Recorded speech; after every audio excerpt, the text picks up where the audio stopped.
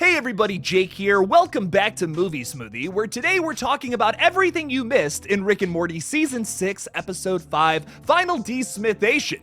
You may have guessed by now that DeSmithation is not, in fact, a word, and this is a goofy play on the Final Destination series, one of my favorites and something I will cover very soon, the 6th entry, that is, of the Final Destination series, over on my main page, KillJoy Jake. Make sure to subscribe to that as well as this page before we do a little Things You Missed video, as well as a little tiny review here at the end. So subscribe, do all of that if you enjoy listening to an inanimate voice talking to you about adult animation from the beyond.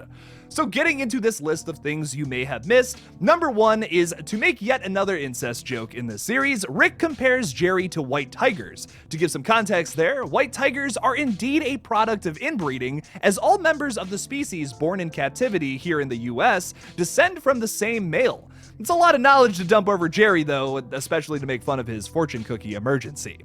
Number 2 is Final DeSmithation reveals Jerry lost his gag reflex because of Sleepy Gary. Sleepy Gary, for those who need a refreshment, is the illusionary male lover of Jerry, a creature by an alien parasite capable of altering memories in Season 2, Episode 4, Total Recall, my personal favorite episode of all of Rick and Morty. It is fantastic, and this one may be going up to the top 5, because wow, this new episode was a banger. Their love was an illusion, but the oral sex, I guess, was real? But like, weren't those false memories that Jerry did all of that when they were talking about, oh, Chewbacca is just over there, and then they just start boning on that boat? Like, wasn't that a false memory? So what's going on here? Did Jerry really suck off this alien parasite, like maybe in the bathroom during that episode? I need answers, Dan Harmon and Justin Roiland. What's going on here? Number 3, Rick uses the Thundercats' Eye of Thundara to change his clothes into business attire. Jerry gets a Sailor Moon-inspired change of clothes that turns him into Rick's assistant. Which animes will this series copy next? Maybe Attack on Titan, Death Note? Those are my personal favorites. I'd be down to see a Death Note episode here. That would be absolutely insane. Also, this joke thankfully wraps around very hilariously and perfectly timed right at the end here, where we do, in fact, get to see the animation again, and the animators get to save a bunch of money. Good for them. Nice little meta joke there. Number 4, one of the weird fortune cookies Old M has used to cry for help is apparently responsible for that virus that's been going around lately, as it says, "Please come help me or a virus will shut down the world." Dark humor at its most relevant. Number 5 is Margaret Howe Lavatt was a NASA researcher, who I probably just totally butchered her name, who had sexual encounters with a dolphin, like for real. But animals are not capable of consent, which means their interactions are considered sexual assault.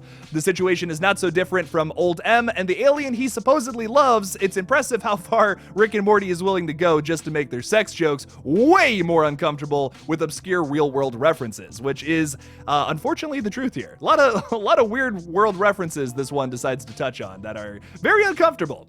Number 6, and this is unfortunately the final one thing you may have missed before we get into our little review, talking about that one random cookie that Rick chews on, it says his crush will soon give him a call. Could this be foreshadowing yet another episode of Season 6 sometime in the future? Because it would be great to see Unity come back, if you remember that episode from like a long time ago. Or maybe get introduced to another weird person Rick has had a relationship with, because conceptually that episode was awesome, and I could see us doing something similar to that, where maybe Rick gets into yet another relationship that ends up just kind of consuming his life for a little while his grandchildren just stand on the side and hope it's over soon, because my God, they don't want to be thinking about their grandpa having sex with a bunch of aliens anymore. So I also think this actually could be nice, because Rick could use a win lately. He's really on the down right now. His portal tech's not working. Evil Morty basically just like flopped his nutsack all over his face in that last episode of Season 5. I would like to see Rick have a win here pretty soon. But I really enjoyed this episode. I talked a little bit about how I love the Whirly Durly episode from season from Season 3. I love that episode so much, and I loved seeing Rick and Jerry's relationship explored. This episode is kind of not that, even though, yes, we do see Jerry and Rick team up.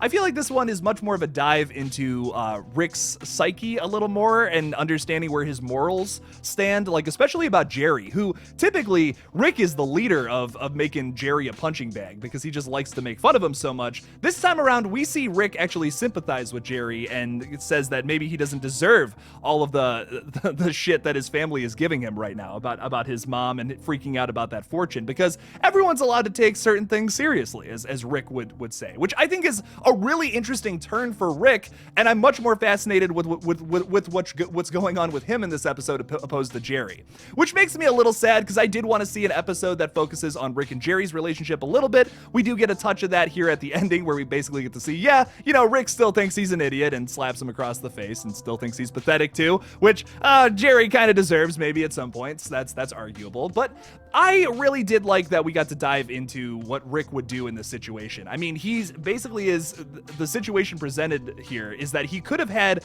this being that predicts fates. I mean, that would make him maybe the most powerful Rick ever if he could have something like that, some kind of creature that does that, and he chooses Jerry over it, even though there are infinite Jerrys out there, and logically he probably should have just gone after this creature that could have made him even more powerful than he already is.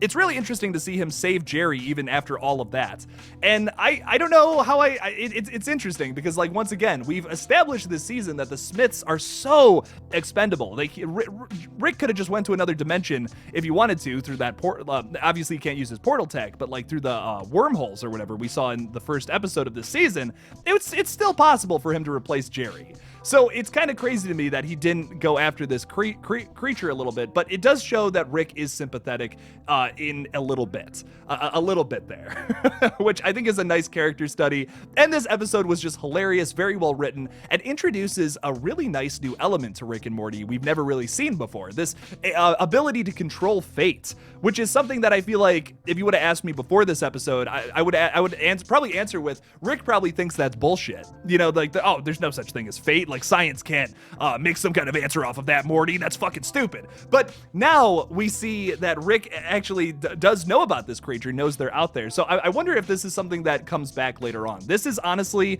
the coolest idea for an episode I've seen in a long time. I really enjoyed this episode. It may be my favorite of season 6, just for all the elements it introduces and all of the really cool character stuff we got to dive into in this episode.